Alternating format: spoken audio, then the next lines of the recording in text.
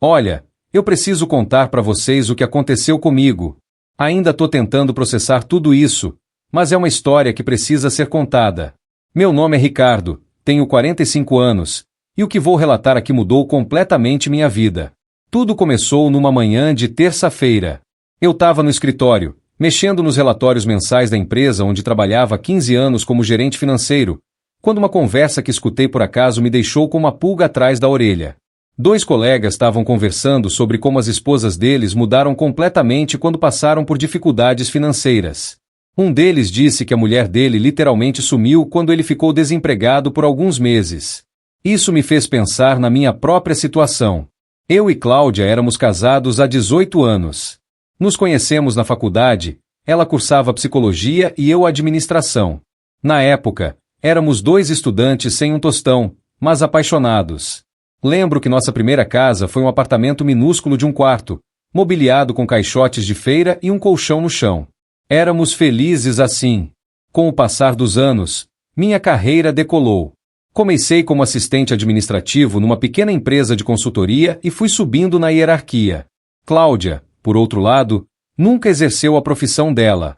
Quando nos casamos, ela disse que queria se dedicar a cuidar da casa e, futuramente, dos filhos que teríamos.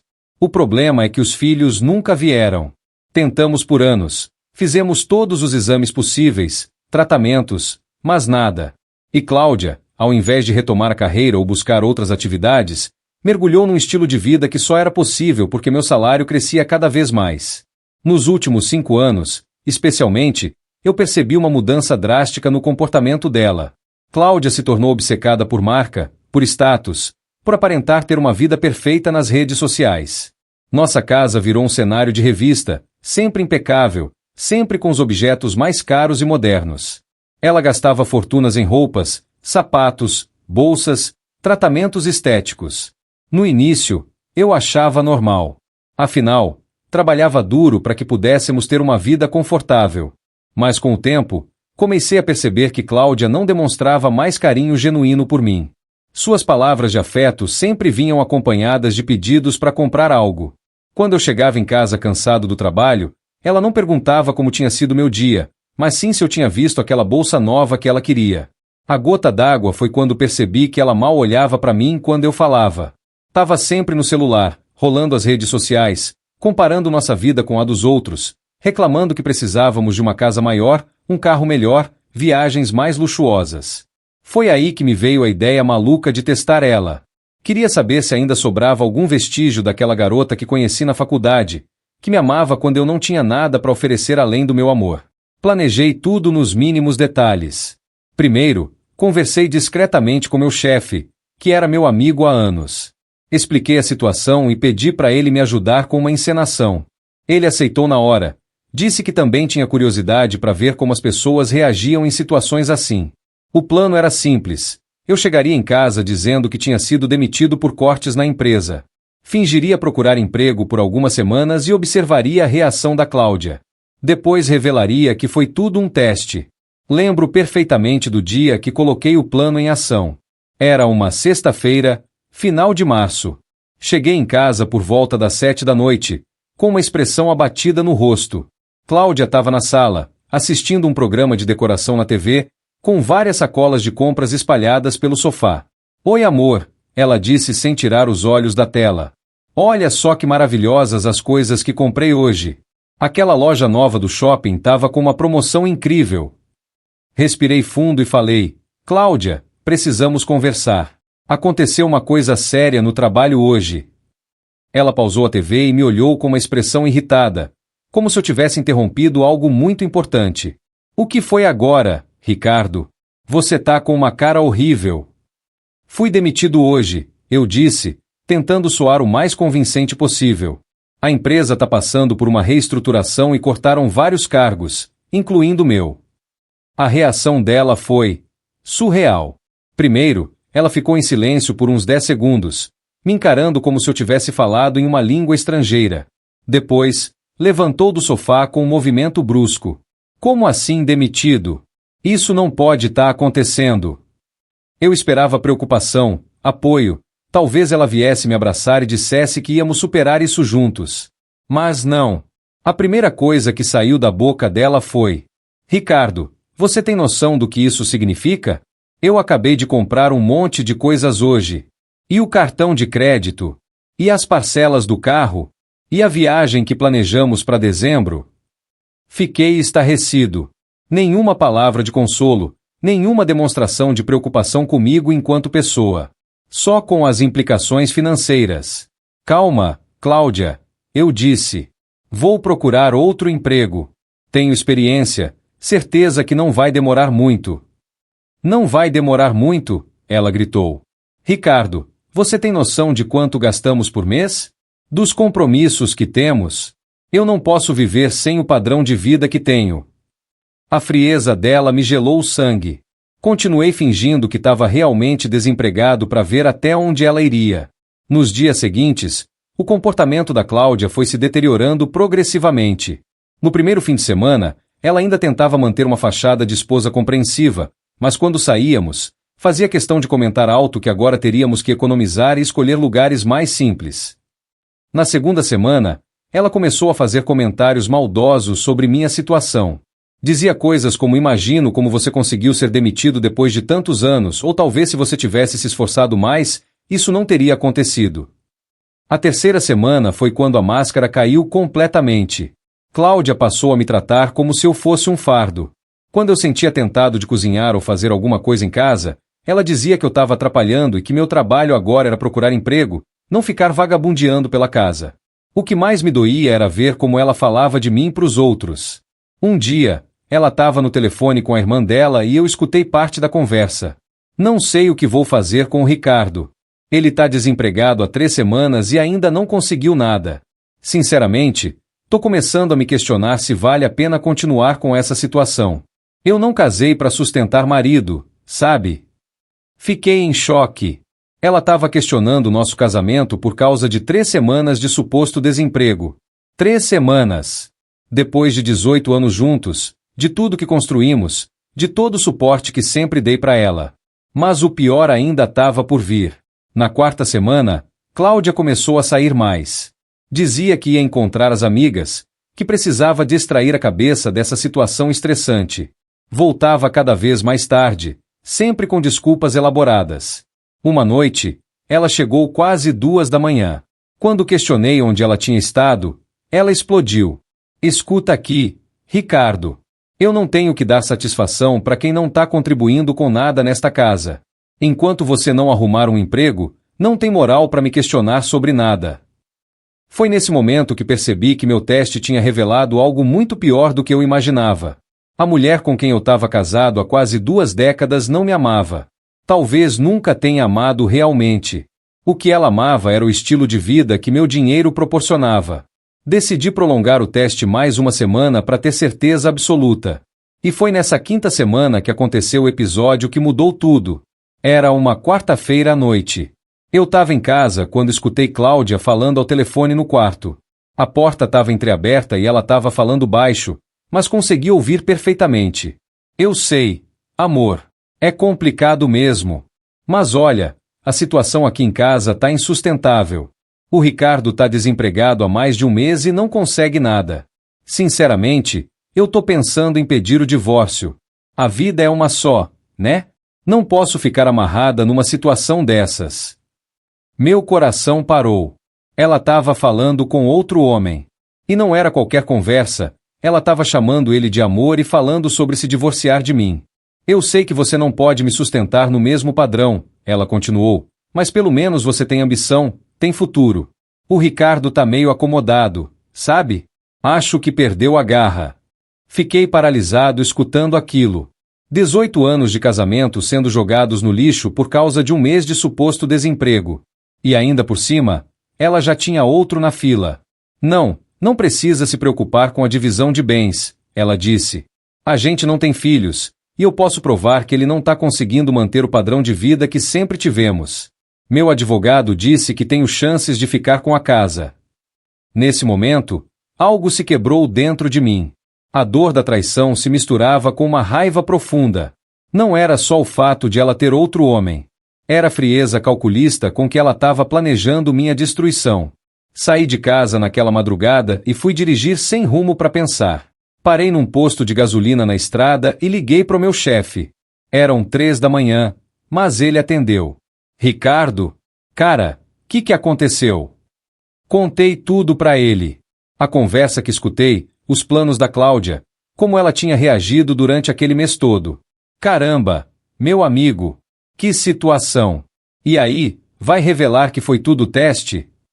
Não, eu respondi sem hesitar. Não vou revelar nada. Ela quer um marido desempregado? Então é isso que ela vai ter. Como assim? Quero que você oficialize minha demissão. De verdade. Com todos os documentos, acerto de contas, tudo certinho. Meu chefe ficou em silêncio por um tempo. Ricardo, você tem certeza? Você é um dos melhores funcionários que já tivemos. Sua carreira aqui tem muito futuro ainda. Tenho certeza. Essa mulher destruiu 18 anos da minha vida. Agora ela vai colher exatamente o que plantou. Tá bom, meu amigo. Se é isso que você quer, vamos fazer. Mas pensa bem, hein? Voltei para casa no dia seguinte decidido a seguir com meu plano. Cláudia nem perguntou onde eu tinha passado a noite. Tava mais interessada em reclamar que eu não tinha deixado dinheiro para ela comprar mantimentos. Nos dias seguintes, finalizei todos os trâmites da minha demissão real. Recebi a rescisão, o seguro-desemprego, tudo direitinho. Cláudia nem desconfiou, porque eu já vinha fingindo procurar emprego há semanas. Paralelamente, comecei a me planejar para uma nova vida. Usei parte do dinheiro da rescisão para consultar um advogado especialista em divórcio. Contei toda a situação para ele e pediu para investigar a situação extraconjugal da Cláudia. Em 2 semanas, ele já tinha provas suficientes da traição dela. Fotos, conversas de WhatsApp recuperadas, tudo muito bem documentado. Enquanto isso, Cláudia se tornava cada dia mais ácida comigo. Chegou ao ponto de me dar ultimatos. Ricardo, ou você arruma um emprego até o final deste mês, ou eu vou tomar uma decisão drástica sobre nosso casamento. Eu só sorria e dizia, tá bom, Cláudia, vou fazer o meu melhor. Internamente, eu sabia que ela já tinha tomado essa decisão há muito tempo. Só estava esperando uma desculpa socialmente aceitável para executar seus planos. O dia D chegou numa sexta-feira de final de maio. Cláudia chegou em casa com uma expressão determinada e pediu para conversarmos. Ricardo, preciso ser honesta com você. Não aguento mais essa situação. Você está desempregado há 2 meses e não vejo nenhum esforço real da sua parte para mudar isso. Mas Cláudia, eu tenho procurado. Não, ela me interrompeu. Você tem fingido que procura. Fica aí na internet o dia todo, mas não vejo você fazendo networking, se atualizando, fazendo cursos. Parece que se acomodou com o seguro-desemprego. A ironia da situação era gritante. Ela estava me acusando de falta de esforço quando, durante todo o nosso casamento, nunca moveu um dedo para trabalhar ou construir algo próprio. O que você está querendo dizer? Perguntei, mesmo sabendo perfeitamente para onde a conversa ia. Quero o divórcio, Ricardo. Não consigo mais viver assim. Mereço alguém que tenha ambição, que queira crescer na vida. Fingi surpresa e tentei argumentar. Cláudia, isso é só uma fase ruim. Todo mundo passa por dificuldades. Não é só isso, ela disse com uma frieza que me arrepiou. Eu percebi que nossa relação já não funciona há muito tempo. Somos pessoas diferentes, com objetivos diferentes. E você já tem alguém em mente para te ajudar com esses objetivos?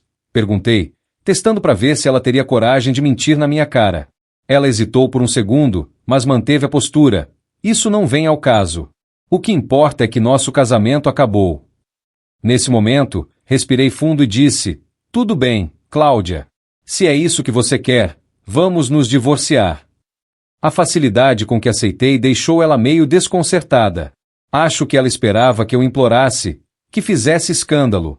Sério? Você concorda? Concordo. Mas tem uma coisa que preciso te contar antes de começarmos os trâmites. Ela me olhou com curiosidade. Eu fingi a demissão, Cláudia. Durante o primeiro mês, eu ainda estava trabalhando normalmente. Fingi para testar como você reagiria se passássemos por dificuldades. A cara dela foi impagável. Uma mistura de confusão, raiva e desespero. Como assim fingiu? Exatamente isso. Queria ver se ainda sobrava algum amor verdadeiro em você. Se em algum momento você demonstraria apoio, carinho, companheirismo. Mas o que descobri foi muito pior do que imaginava. Cláudia ficou pálida. Você me enganou? Eu te enganei? Cláudia, você tem outro homem. Você tá planejando nosso divórcio há semanas. Achou que eu não sabia? O silêncio que se seguiu foi ensurdecedor. Ela tentou negar, inventar desculpas, mas eu já tinha todas as provas. A diferença entre minha mentira e a sua, continuei, é que a minha tinha prazo de validade. Era um teste. A sua é real. Você realmente me traiu, realmente planejou me destruir. Ricardo, eu... Ah, e tem mais uma coisa, eu disse, interrompendo qualquer tentativa de justificativa dela. Depois que descobri tudo, eu realmente me demiti. Então agora você tem o que sempre quis, um marido desempregado para se divorciar. A expressão dela mudou completamente. Agora era pânico puro. Você fez isso por quê? Você enlouqueceu? Fiz porque percebi que nosso casamento era uma farsa. E prefiro ficar sem emprego, mas com dignidade, do que continuar sustentando uma vida baseada em mentiras. Mas, Ricardo, e nossa casa? E nossos planos? E nosso dinheiro? Completei. É disso que você tem medo, né? De não ter mais acesso ao estilo de vida que eu proporcionava?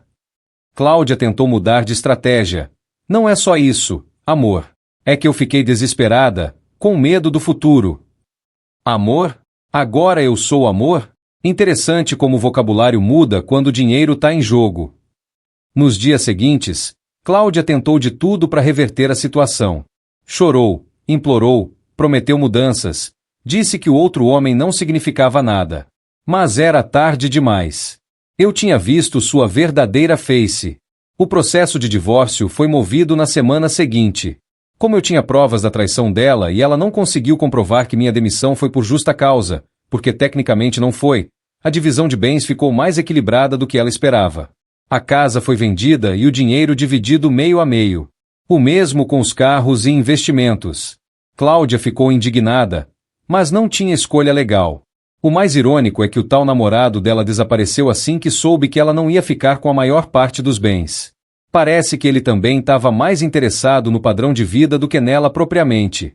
Cláudia tentou contato comigo algumas vezes depois do divórcio, especialmente quando percebeu que o outro cara não ia sustentar o estilo de vida que ela queria. Chegou a sugerir que voltássemos, que tinha aprendido a lição. Mas eu já tinha seguido em frente.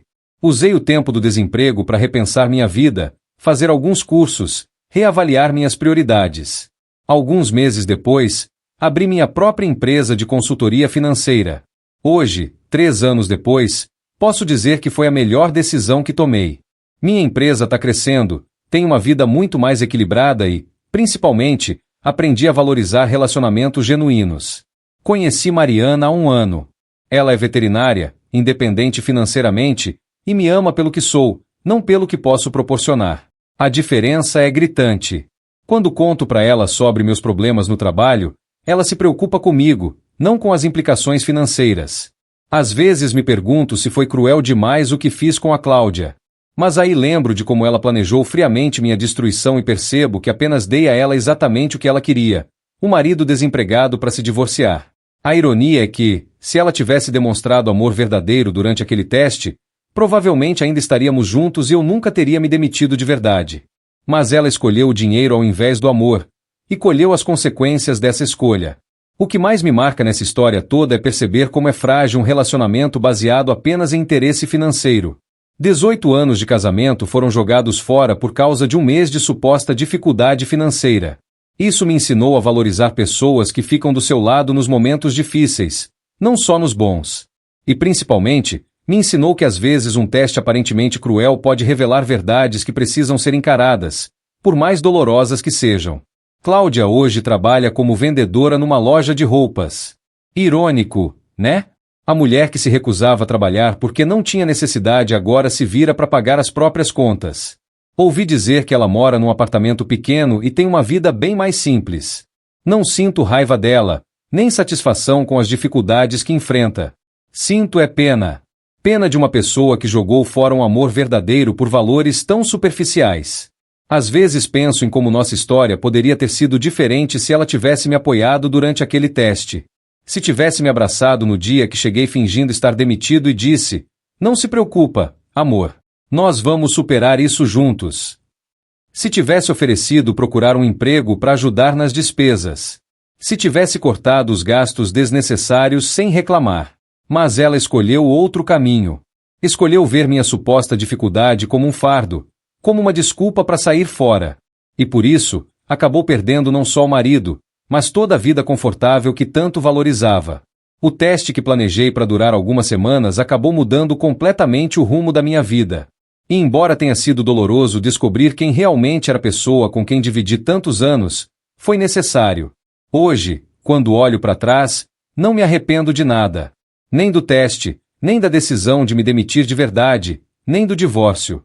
Tudo isso me levou para onde estou hoje, numa vida mais autêntica, com pessoas que me valorizam de verdade. E para quem está passando por situações parecidas, meu conselho é: prestem atenção em como as pessoas que vocês amam reagem nos momentos difíceis. É nesses momentos que o caráter verdadeiro se revela.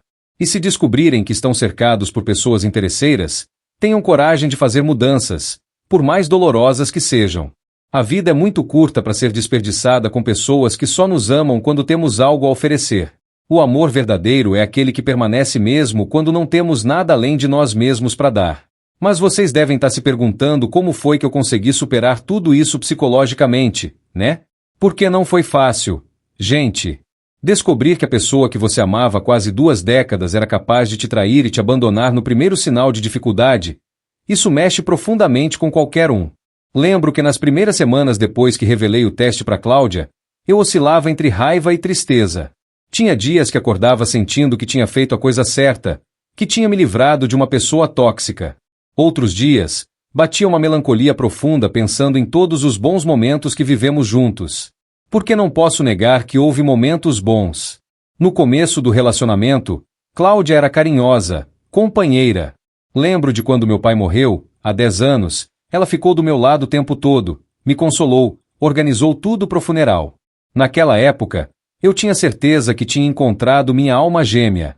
Mas aí fico pensando, será que ela mudou ao longo dos anos, ou será que eu que estava cego e não conseguia ver os sinais? Hoje, olhando para trás, consigo identificar várias situações que já mostravam o verdadeiro caráter dela. Por exemplo, lembro de uma vez, uns 5 anos atrás, quando meu irmão mais novo, o Paulo, passou por uma fase difícil. Ele tinha perdido o emprego e estava com dificuldades para pagar o aluguel. Eu ofereci ajuda financeira e falei que ele podia ficar uns tempos lá em casa até se reerguer. A reação da Cláudia foi horrível. Ela fez o maior escândalo, disse que nossa casa não era pensão, que Paulo era vagabundo e que eu estava sendo otário por ajudar. Brigamos feio naquele dia. Eu acabei ajudando meu irmão mesmo assim, mas teve que ser escondido dela. Na época, justifiquei o comportamento dela pensando que ela estava só preocupada com nossa privacidade, nosso casamento. Mas hoje vejo que era pura falta de empatia. Uma pessoa que não consegue enxergar o sofrimento do outro, que não tem compaixão por quem está passando dificuldades. Outro episódio que me marca foi quando minha sogra, mãe da Cláudia, ficou doente há 3 anos. A velhinha precisava de cirurgia, mas o plano de saúde dela não cobria o procedimento. Eu me ofereci para pagar particular, porque afinal, era minha sogra. Cláudia, ao invés de ficar grata, ficou brava comigo. Disse que eu estava jogando dinheiro fora, que a mãe dela já tinha vivido bastante e que não valia a pena gastar tanto numa cirurgia para uma pessoa de 80 anos. Gente, vocês conseguem imaginar uma filha falando isso da própria mãe? Eu fiquei chocado na época, mas novamente arrumei desculpa na minha cabeça. Pensei que era o jeito dela de lidar com a dor de ver a mãe sofrendo. Hoje percebo que não era nada disso. Era pura frieza emocional mesmo. Cláudia sempre foi uma pessoa egoísta, que só pensava no próprio bem-estar. E eu, apaixonado que estava, não conseguia enxergar. O processo de aceitação foi longo. Passei uns 6 meses fazendo terapia com uma psicóloga muito boa. Ela me ajudou a entender que eu tinha construído uma imagem idealizada da Cláudia na minha cabeça, e que essa imagem não correspondia à realidade. A terapeuta me explicou que muitas vezes, quando amamos alguém, Tendemos a justificar comportamentos questionáveis da pessoa. Criamos desculpas, minimizamos atitudes ruins, focamos só nos aspectos positivos. É uma forma de autopreservação psicológica. Ricardo, ela me disse numa sessão que nunca vou esquecer, você não se apaixonou pela Cláudia real. Você se apaixonou pela versão dela que você criou na sua mente. E passaram-se anos tentando fazer a Cláudia real se encaixar nessa imagem ideal. Isso foi um soco no estômago, mas ao mesmo tempo libertador. Entendi que não tinha perdido o amor da minha vida, tinha me livrado de uma ilusão que me fazia mal há anos. Durante o período de terapia, comecei a me redescobrir como pessoa. Percebi que nos últimos anos do casamento, eu tinha me tornado alguém que só vivia para trabalhar e sustentar o estilo de vida da Cláudia. Tinha perdido hobbies, amigos, sonhos próprios. Lembro que eu sempre gostei de tocar violão. Na juventude, até tinha uma bandinha com os amigos. Mas depois que casei, especialmente nos últimos anos, nunca mais peguei no instrumento. Cláudia sempre reclamava do barulho, dizia que era coisa de moleque. Durante minha fase de reconstrução, comprei um violão novo e voltei a tocar. Que sensação incrível! Era como se uma parte de mim que estava adormecida há anos tivesse acordado. Inclusive, foi tocando o violão que conheci a Mariana. Ela estava passando na praça onde eu costumava ir tocar nos fins de semana e parou para escutar. Começamos a conversar e descobri que ela também tocava ukulele. Daí marcamos de tocar juntos outras vezes. Uma coisa levou a outra e, sem pressa, fomos nos conhecendo, criando intimidade, construindo uma amizade que naturalmente evoluiu para algo mais. A diferença de relacionamento é gritante. Com Cláudia, eu sempre sentia que tinha que provar meu valor através do que proporcionava materialmente. Com Mariana, posso ser eu mesmo. Ela se diverte com minhas piadas ruins, me escuta quando preciso desabafar, compartilha os próprios problemas comigo. Quando conto para Mariana sobre um projeto que deu errado no trabalho, ela pergunta como eu me senti, se preciso de algum apoio emocional. Quando contava essas coisas para Cláudia, ela só se preocupava se ia afetar nossa renda. Mariana tem uma clínica veterinária própria e ganha bem. Mas quando saímos para jantar, fazemos questão de dividir a conta. Não porque seja necessário financeiramente, mas porque para ela é importante que o relacionamento seja equilibrado em todos os aspectos. Vocês não fazem ideia de como é libertador estar com alguém que não vê você como um provedor, mas como um parceiro. Alguém que quer construir uma vida junto com você, não que quer que você construa uma vida para ela. Lembro de uma situação que aconteceu há alguns meses que ilustra perfeitamente essa diferença. Eu estava passando por um período estressante no trabalho, tinha perdido um cliente importante e estava meio abalado. Cheguei em casa visivelmente chateado. Mariana imediatamente percebeu meu estado e perguntou o que tinha acontecido. Quando contei sobre o cliente, ela me abraçou e disse: "Que droga, amor. Sei que você se dedicou muito a esse projeto. Deve estar doendo mesmo." Depois fez um chá, colocou uma música relaxante e ficou ali comigo, sem pressionar para conversar, só me dando apoio silencioso. Se fosse com Cláudia, a primeira pergunta seria: quanto dinheiro a gente vai perder com isso? Seguida de comentários sobre como isso ia afetar nossos planos de compra, nossas viagens, nosso padrão de vida. Essa diferença me fez perceber o quanto eu tinha vivido num relacionamento tóxico sem me dar conta. Cláudia nunca demonstrou interesse genuíno pelos meus sentimentos, pelos meus medos, pelas minhas inseguranças. Para ela, eu era um meio para atingir um fim. E olha que isso não é só sobre relacionamentos amorosos. Não. Essa experiência me ensinou a reavaliar todas as relações na minha vida. Comecei a perceber quais amizades eram genuínas e quais eram baseadas em interesse. Tive que me afastar de alguns amigos que só apareciam quando precisavam de alguma coisa. Gente que sumia quando eu precisava de apoio, mas sempre dava as caras quando queriam empréstimos ou favores profissionais. Por outro lado, me aproximei de pessoas que realmente se importavam comigo, como meu amigo Carlos, que foi meu colega de faculdade e que, durante toda a crise do divórcio, ligava toda semana só para saber como eu estava. Não para pedir nada, não para contar os próprios problemas, mas genuinamente preocupado comigo. O Carlos, inclusive, foi fundamental na minha decisão de abrir a própria empresa. Quando contei para ele que estava pensando em empreender, ele não me desencorajou falando dos riscos ou das dificuldades. Pelo contrário, disse que sempre soube que eu tinha potencial para isso e se ofereceu para me ajudar com os primeiros contatos.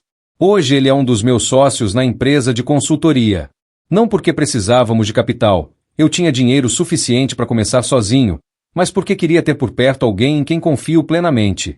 A empresa, aliás, foi outro aspecto transformador dessa experiência toda. Quando trabalhava como funcionário, sempre tive que lidar com chefes que nem sempre valorizavam meu trabalho, com colegas competitivos, com políticas internas frustrantes.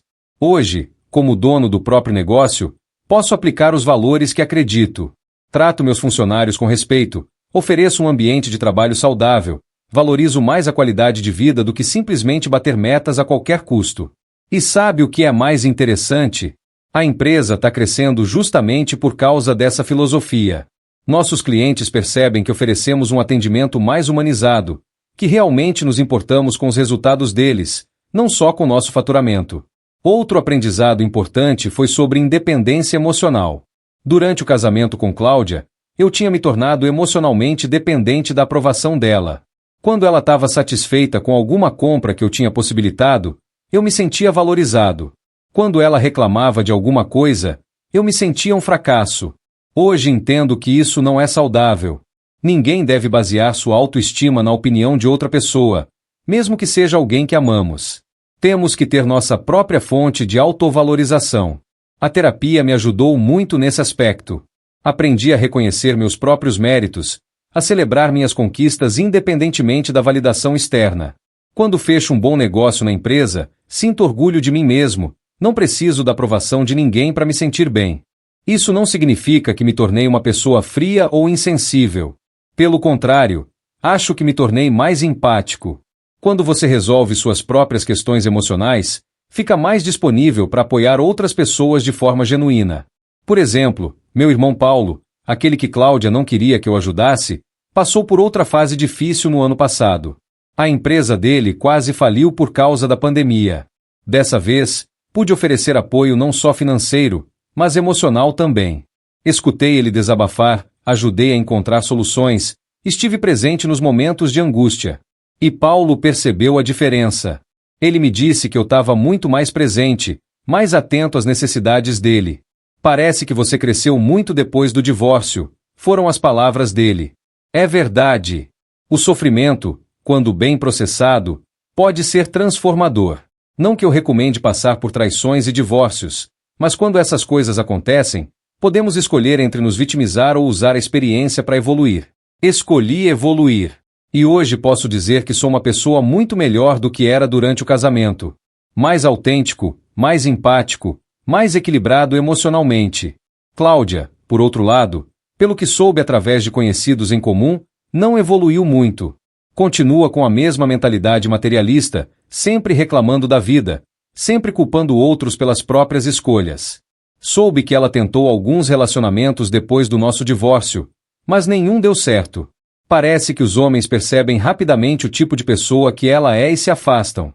Não sinto pena nem satisfação com isso.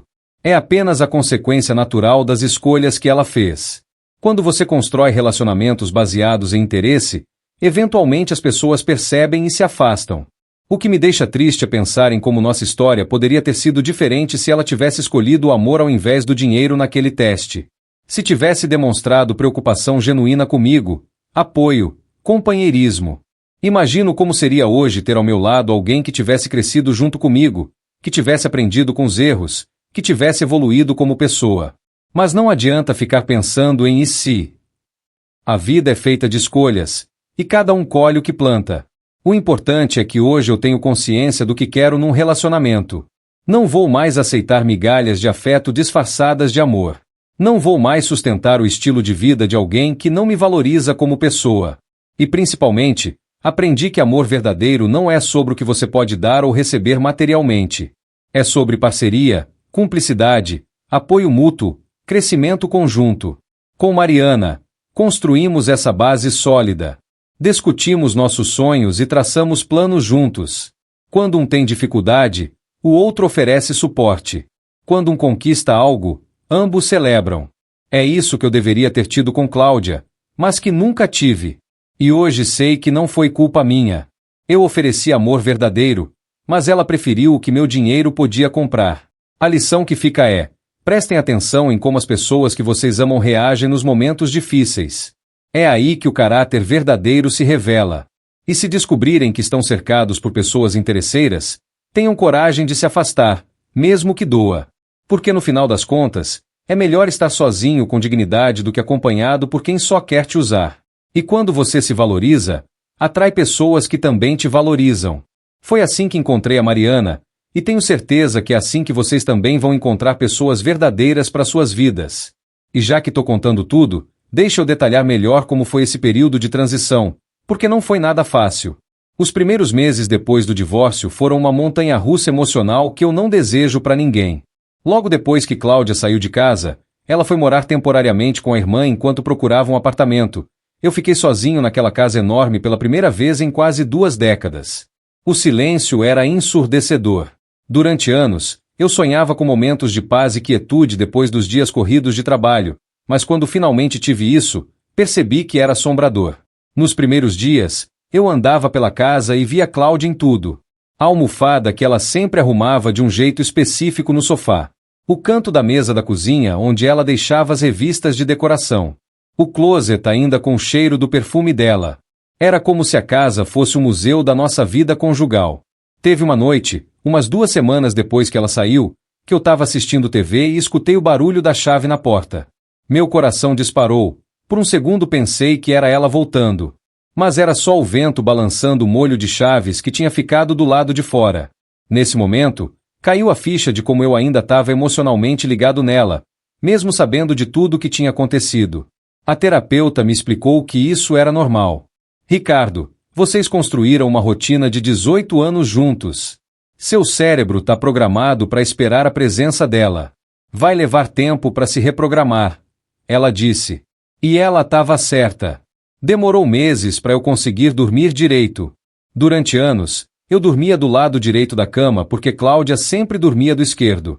Depois que ela saiu, eu continuava dormindo do mesmo lado, deixando o lado dela vazio, como se ela fosse voltar a qualquer momento. Até que um dia, depois de uma sessão particularmente intensa de terapia, cheguei em casa e resolvi mudar tudo. Comecei pelo quarto. Troquei a cama de lugar, comprei lençóis novos, mudei as cortinas. Era como se eu tivesse redesenhando minha vida. Mas a parte mais difícil não era lidar com a saudade ou com a solidão. Era lidar com a raiva. Porque olha, gente, eu sentia uma raiva muito grande. Não só da Cláudia, mas de mim mesmo. Raiva por ter sido otário durante tanto tempo. Raiva por não ter percebido os sinais. Raiva por ter desperdiçado os melhores anos da minha vida com alguém que não me valorizava. Teve um dia que eu estava organizando os papéis do divórcio e encontrei umas fotos antigas nossas. Uma especificamente me chamou a atenção. Era de uma viagem que fizemos para a praia há uns 5 anos. Na foto, eu tô sorrindo, abraçado com ela, parecendo genuinamente feliz. Mas olhando pro rosto da Cláudia, dava para ver que ela estava meio forçando o sorriso, olhando pro lado, como se quisesse estar em qualquer lugar menos ali. Naquele momento, me lembrei perfeitamente daquela viagem. Durante todo o fim de semana, ela reclamou do hotel, disse que o restaurante não era bom o suficiente, que as outras pessoas na praia tinham roupas melhores. Eu, na época, pensei que ela só estava estressada com o trabalho, embora ela nem trabalhasse. Hoje vejo que ela estava genuinamente infeliz por estar comigo. Isso me fez perceber quantos sinais eu tinha ignorado ao longo dos anos. Quantas vezes ela demonstrou desinteresse, desprezo até, e eu inventava desculpas na minha cabeça para justificar. Lembro de outro episódio, no aniversário de casamento de 15 anos. Eu tinha planejado uma surpresa, reservei um restaurante chique, comprei um presente caro para ela. Quando chegamos no restaurante, ela ficou o tempo todo no celular, postando fotos da comida e do ambiente nas redes sociais. Quando tentei puxar assunto sobre nossa história, sobre os momentos bons que vivemos, ela mudava de assunto para falar sobre os outros casais que ela via no Instagram, comparando nossas viagens com as deles, reclamando que precisávamos incrementar nossa vida social. Eu saí daquele jantar me sentindo vazio, mas na época justifiquei pensando que casamentos longos naturalmente perdiam a chama inicial. Hoje sei que não era isso. Era falta de conexão emocional mesmo. A raiva que sentia não era só por esses episódios, mas por ter aberto mão de partes importantes de mim mesmo para tentar agradar alguém que nunca ficava satisfeita. Durante os últimos anos do casamento, Eu tinha me tornado uma versão diminuída de mim mesmo. Por exemplo, eu sempre gostei de futebol. Desde pequeno, era tradição assistir os jogos com meu pai e meus irmãos. Mas Cláudia detestava futebol, dizia que era coisa de homens sem cultura. Aos poucos, fui assistindo menos, até parar completamente. Ela também não gostava quando eu saía com os amigos.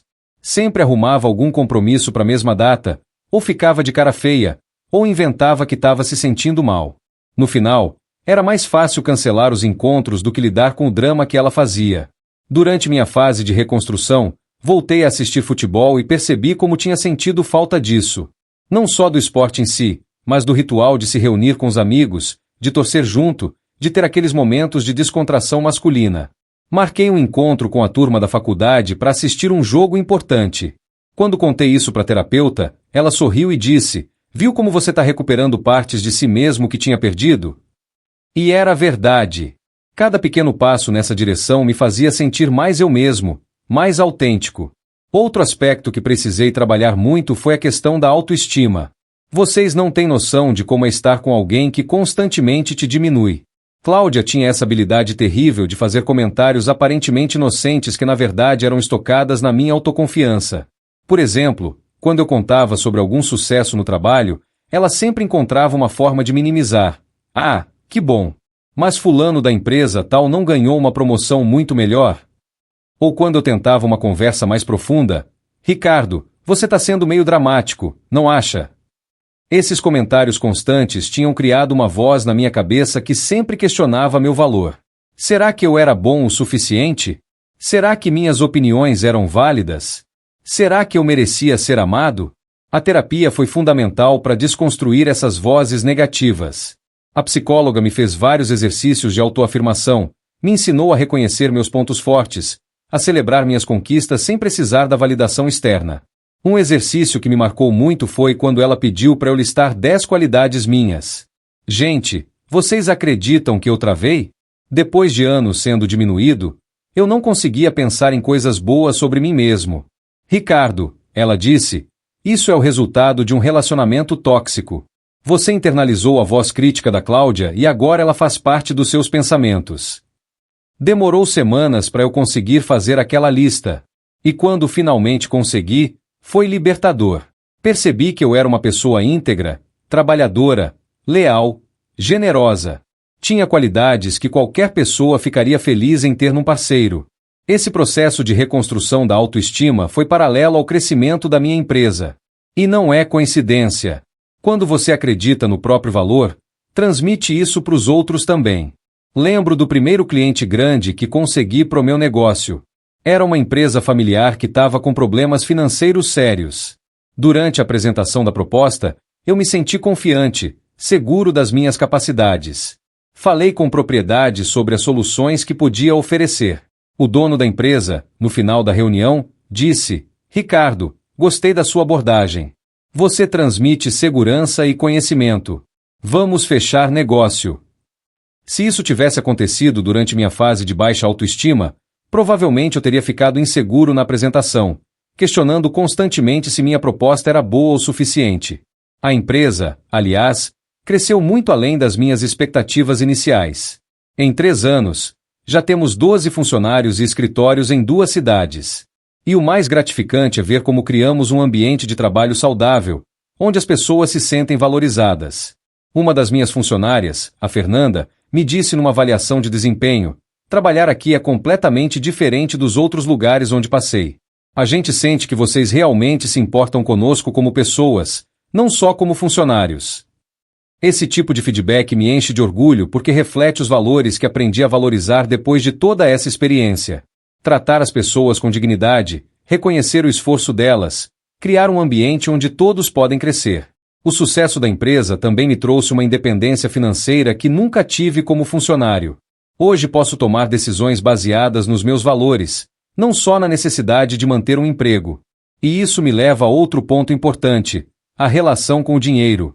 Durante o casamento, o dinheiro era sempre uma fonte de tensão. Cláudia sempre queria mais, sempre comparava nosso padrão de vida com o dos outros, sempre pressionava por gastos maiores. Hoje, com Mariana, A relação é completamente diferente. Conversamos abertamente sobre finanças, planejamos juntos nossos objetivos, mas sem aquela pressão constante por ostentação. Mariana tem uma mentalidade muito saudável sobre dinheiro. Ela valoriza experiências ao invés de bens materiais. Prefere viajar para lugares simples, mas que tenham significado emocional do que ficar em resorts caros só pelo status. Isso me ensinou a repensar minhas próprias prioridades. Durante anos com Cláudia, eu trabalhava como um louco para sustentar um estilo de vida que, no fundo, não me trazia felicidade. Era só uma forma de tentar manter ela satisfeita. Hoje trabalho muito, mas por prazer. Porque gosto do que faço, porque quero ver minha empresa crescer, porque tenho projetos que me motivam. E quando ganho dinheiro, uso para coisas que realmente me fazem feliz. Uma viagem com Mariana, um instrumento musical novo, ajudar minha família quando precisa. Falando em família, minha relação com meus irmãos e meus pais também mudou muito depois do divórcio. Durante o casamento, eu tinha me afastado da família. Cláudia sempre arrumava desculpas para não participar dos encontros familiares, e eu acabava indo sozinho ou nem indo. Ela reclamava que minha família era simples demais, que as conversas eram chatas, que preferia passar o tempo com pessoas mais interessantes. Na época, eu achava que ela só era introvertida, mas hoje vejo que era puro preconceito social. Minha família nunca foi rica, mas sempre foi unida e carinhosa.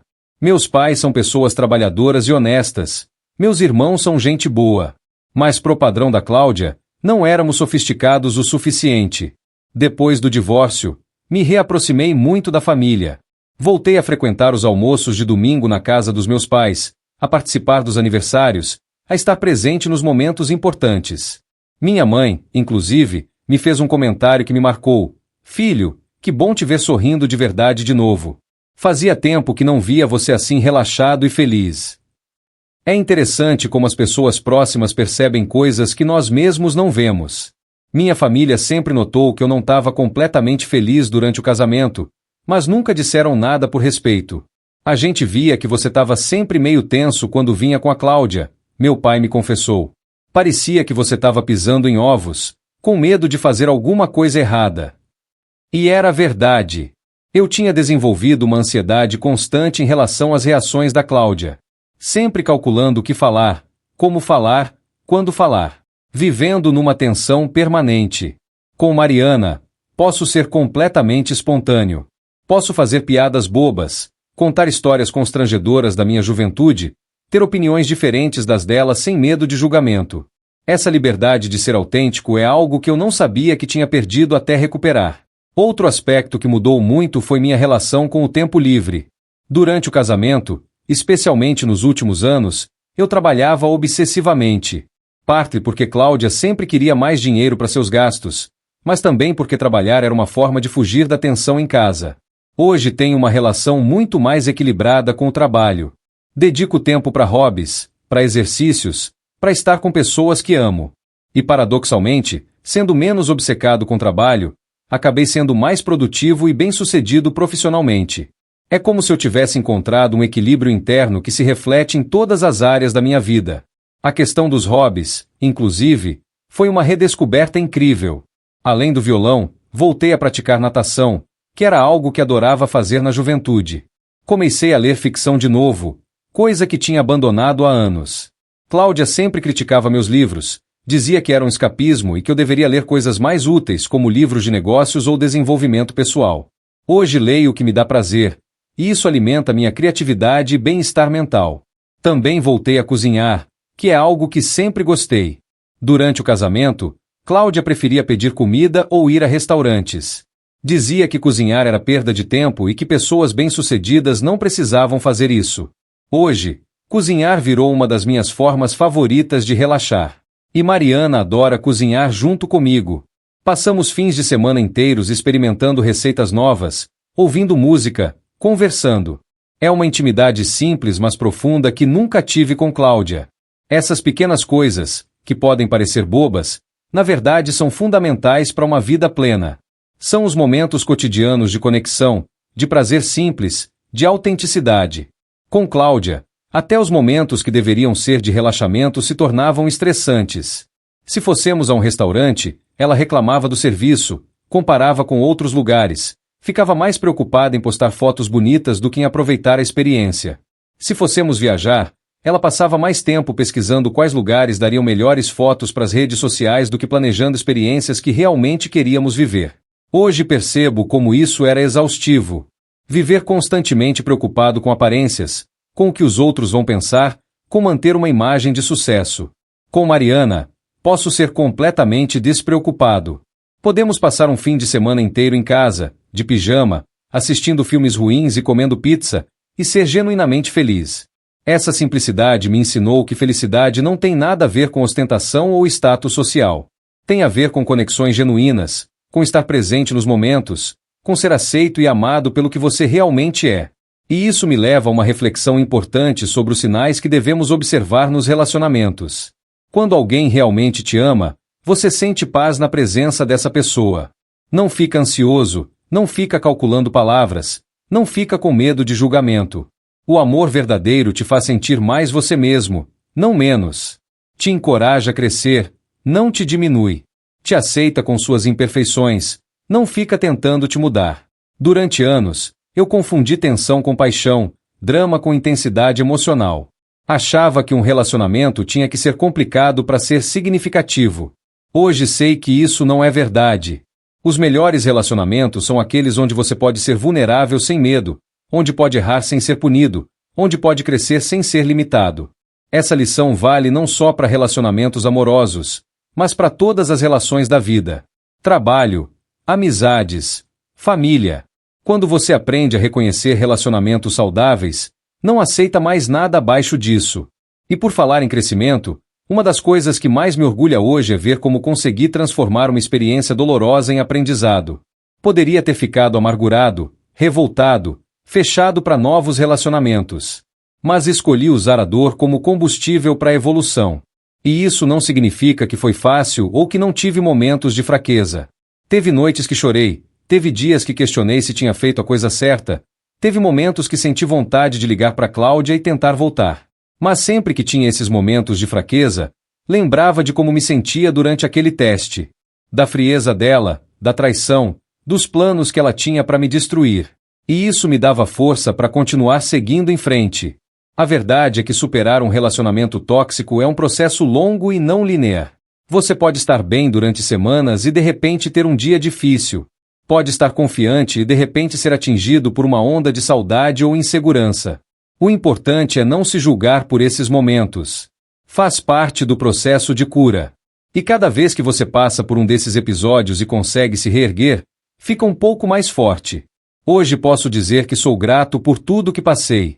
Não porque foi fácil, mas porque me trouxe para onde estou hoje. Se não tivesse descoberto quem realmente era Cláudia, provavelmente ainda estaria preso num casamento infeliz, desperdiçando mais anos da minha vida. O teste que fiz pode ter parecido cruel para alguns, mas foi necessário. Revelou uma verdade que precisava ser encarada.